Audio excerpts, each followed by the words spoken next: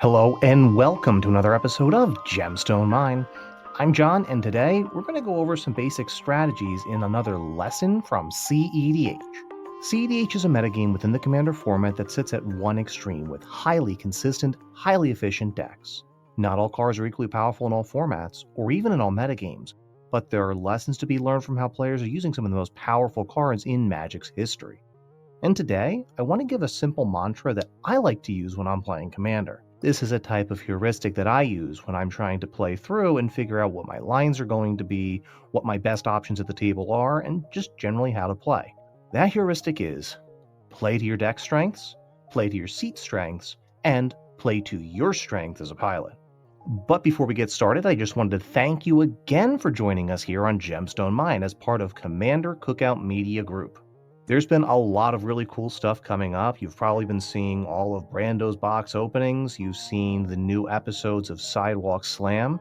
And I'm not sure if you've caught it yet, but there is a new project going on where the Patreon community are doing some episodes of very short, bite-sized gameplay episodes that are phenomenal.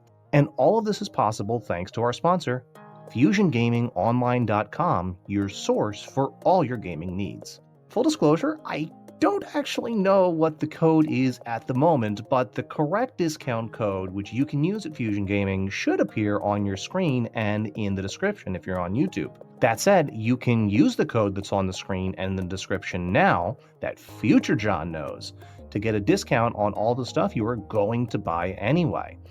The new Assassin's Creed set is out and Bloomborough is just around the corner, and there could be some really spicy stuff coming up.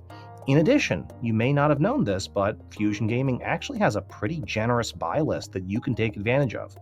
If you've got some cards that are just taking up space in your house that you want to get rid of, which I'm actually going through the process of right now, you can sell them to Fusion Gaming and get a pretty nice store credit kickback as well that can help you buy new cards that you really want in the future anyway. That's FusionGamingOnline.com, your source for all your gaming needs. We're going to start with something that's a little bit Commander Theory 101, and that is playing to your deck's strengths. Presumably, you built your deck in such a way to take advantage of the strengths of your commander and your commander's color identity, but it's still useful for us to review these basics. If you're playing the aggro deck, you want to get your attackers online and prioritize lowering life totals of your opponents as much as possible. Whereas if you're the more value deck, getting those card advantage engines going first really does make the difference, even if that means you have to give up a turn of potentially getting chip-ins with a dork. If you're a control deck, first, don't lose. All of the various lessons from cEDH we've talked about went over that in the past year and change. So let's talk about the core of your deck first with your commander. On any given turn, you kind of want to ask yourself what your commander does for you on this turn, and then throughout the rest of the turn's cycle. If you've got a commander who's a bit of a value engine like Muldrotha the Gravetide, it may have some more setup costs you need to get ready first, so it may not always be right to just slap her down as soon as you get the 3 blue, black, and a green. If you don't have the mana to immediately capitalize on playing a card from your graveyard, for example, or worse, if your graveyard just got exiled, maybe Muldrotha's strengths are not what you need at the moment, and you'd be better served setting up first with some additional looting or self-mill, or even just some ramp.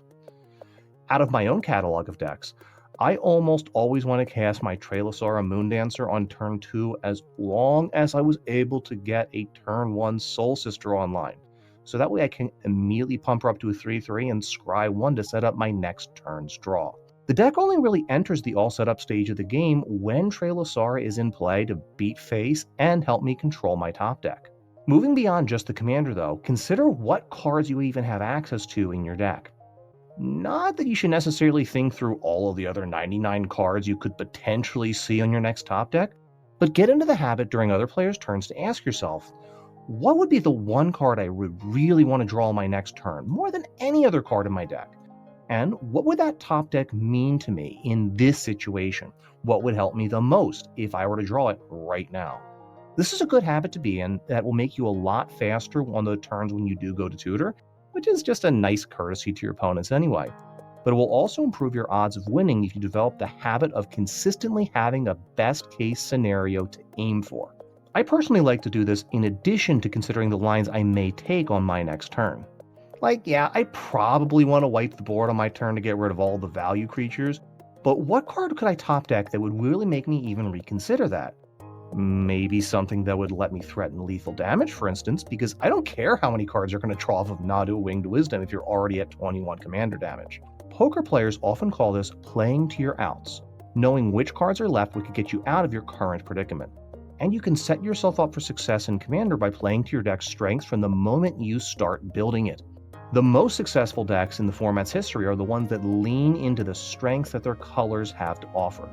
You can probably make a really interesting Bant Zombies deck, but you're not leaning into the strengths of that creature type without access to black to provide multiple Lord effects in order to act as effective force multipliers. You're probably better served in this deck by either swapping to a different color identity that includes black for those effects, or looking at a different creature type to try to build around. And in doing so, you should adjust your game plan. So if you decide that you want to switch from Bant to Sultai for zombies, for example, you could probably just replace all the white sweepers with black sweepers on almost a one-for-one basis. But going from Bant to Abzan, you'll need to be on the lookout for something that's going to replace those counterspells you had in your initial draft, because blue strengths of counter magic is hard to replace in other colors. You should instead think about what effects you would have wanted to have a counterspell for in the first place, and replace with an effect already in those colors. So maybe you wanted a counterspell in order to prevent pillow fort cards like Propaganda from landing on the table. And if that's the case, you can just run some additional removal spells, or if you're more worried about wraths, you could just run more protection like Heroic Intervention or Teferi's Protection. A really great example of playing to your deck's strengths came up in the finals of Oktoberfest 2022, a cEDH tournament where Brian Kovold played an end-of-turn dress down, thus creating an opening when his opponent's Drannith Magistrate had no abilities, which allowed Brian to cast his partner commander, Crom Ludovic's Opus. You see, Brian was on blue farm in that finals match, and he had assessed that if he was going to win against a table where the player to his right had already resolved Seedborn Muse with his Dawnwaker Thrasios deck, a deck built to grind out value turn over turn by dumping mana into Thrasios' activated ability, well, if he was going to compete against that, he needed a source of consistent advantage himself. So he assessed that Crom was his best out. He played to his deck's strengths and positioned himself to match Ian's card advantage. Your seat in a multiplayer, turn-based game like Commander really matters, and much digital ink has been spilled over ideas like first seat advantage. But it's true. Having a turn where you have infinitely more mana than your opponents is incredible. Well, usually it's limited by your ability to capitalize on that turn. So depending on your seat, you usually have different priorities in a game of Commander. First seat, push your agenda. Play ramp spells, card advantage engines. Rush ahead to the all set up stage of the game as fast as you can so you can be the first one to get there before anyone else is ready to stop you. Leave policing the table to someone else during those earliest turns of the game. Meanwhile, if you are in the fourth player seat, you have much better information. Probably not enough to make up for that first seat advantage, but you can still take advantage of it. For example, you know whether or not your opponents are going to play out islands before you decide whether you want to cast Wild Growth or Carpet of Flowers for value on turn 1. But you're also the farthest behind everyone else at the table, and you're the one in most need of playing catch-up. This all becomes relative fairly quickly due to the randomness of opening hands and the luck of the draw, which allows different decks to exert pressure on different areas of the game. For instance, if one player gets to an early lead and starts to cast big threats early on, your seat relative to them plays a big part in determining what you are able to do on your own turn. If you go immediately after that player in turn order, their combat step is probably the last big obstacle standing between you and getting your next untap step at all, as any creatures you lost earlier in that turn cycle, or tapped to use some ability or some other game action, they won't be there to act as blockers during that critical combat step. On the other hand, if you go immediately before that player in turn order, you're also the last player to get priority on any game actions that player takes, meaning that the other players may very well pass the buck along over to you, expecting you to be the one spending interaction to stop their big spells or remove their dangerous permanents. Remember too that you will be exerting the same kind of influence over your table neighbors if you happen to get into a strong position. If you present a board full of dangerous attackers, the person going immediately after you in turn order may not feel confident about using their own attackers out of concern for you taking advantage of the opening that they left. And the person immediately before you in turn order is probably scrutinizing your game actions more than anyone else, as priority passes to them as a final check before your actions can resolve. I sat in the seat immediately before my friend's banned blink deck more than once, and in a recent game, I absolutely had to make sure that I always had the mana left to activate Executioner's Capsule if he tried to kick off an infinite blink combo with Abdel Adrian, or another piece like that, meaning that I was always 2 mana behind my other opponents for the rest of the game. To get the most advantage out of this situation, I constantly pressed my opponents to be the ones spending cards from hand to interact with one another, while I used the end step before my turn to do things like cracking clues with the 2 mana I had, to cycle cards away, to dig for a way to get out of the situation that I was in, having fallen behind turn over turn. To squeeze as much advantage from your seat as possible, consider where you are relative to other players at the table. Try to predict what the table will look like after the next turn cycle, which creatures are likely to get removed, and what threats your opponents are most likely to play. Finally, never discount the skills that you as a player bring with you to a game of Commander. You probably chose your commander, built your deck, and mulliganed based on your personal strengths and weaknesses as a player. You may think at first these are just your preferences or biases as a player, but humans are excellent in pattern recognition, and the more that we practice something, the better we get in recognizing patterns associated with it. If you've played one of your forever decks enough, you probably almost subconsciously recognize when your deck is getting close to going for it. You start to shortcut the pieces you need to draw to feel like you're going to go for it, instead of just thinking through dozens of possible draws. I'd love to hear about some of those nuances with your forever decks down in the comments too. Which is why you'll hear a lot of players talking about getting their reps in with a new deck. I, for one, consider graveyard strategies to be something that I am fairly confident with, and I can usually intuit fairly well when my best window will be to get my self-mill or looting strategy all rolling, and I tend to have a pretty high risk tolerance when it comes to milling away huge chunks of my library, as I tend to build most of my decks with the mindset that my graveyard's just a second hand that I'll take advantage of later in the game in order to increase my deck's consistency. As honestly, I've played a lot of Scrap Trawler and Dredge decks over the years, and I cut my teeth in cEDH on Sultai decks. So it's a pretty natural fit for me to take on Narset Enlightened Exile as one of my go-to cEDH commanders at the moment. On the other hand, if you want to become a more well-rounded player and deck builder, playing a variety of different decks with different strategies can be a great way to expand on your skill set.